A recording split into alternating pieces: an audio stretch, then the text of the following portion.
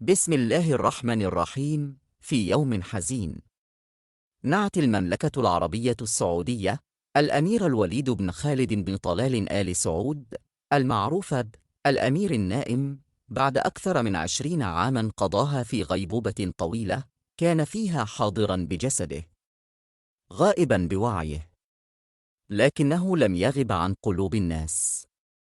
في عام 2005 وأثناء دراسته في إحدى الكليات العسكرية في لندن، تعرض الأمير الوليد بن خالد لحادث سير مأساوي أدى إلى نزيف دماغي حاد، أدخله في غيبوبة دامت عقدين من الزمن. ورغم مرور السنين لم يفقد والده الأمير خالد بن طلال الأمل. رفض مرارا فصل الأجهزة الطبية، واستمر يرافقه ويقرأ عليه القرآن ويدعو له ليل نهار، قصة من الصبر والإيمان خطتها أسرة آمنت بقدرة الله على كل شيء.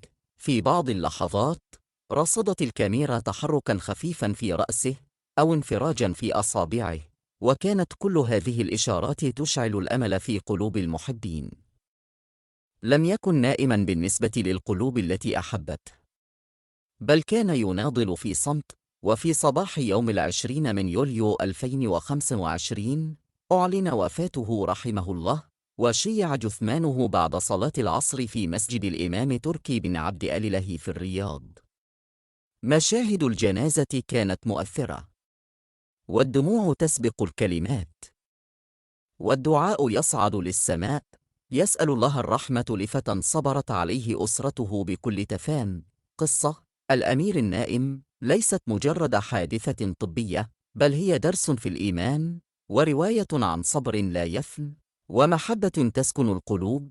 إنا لله وإنا إليه راجعون. في نهاية الفيديو لا تنسوا الاشتراك في القناة والإعجاب بالفيديو.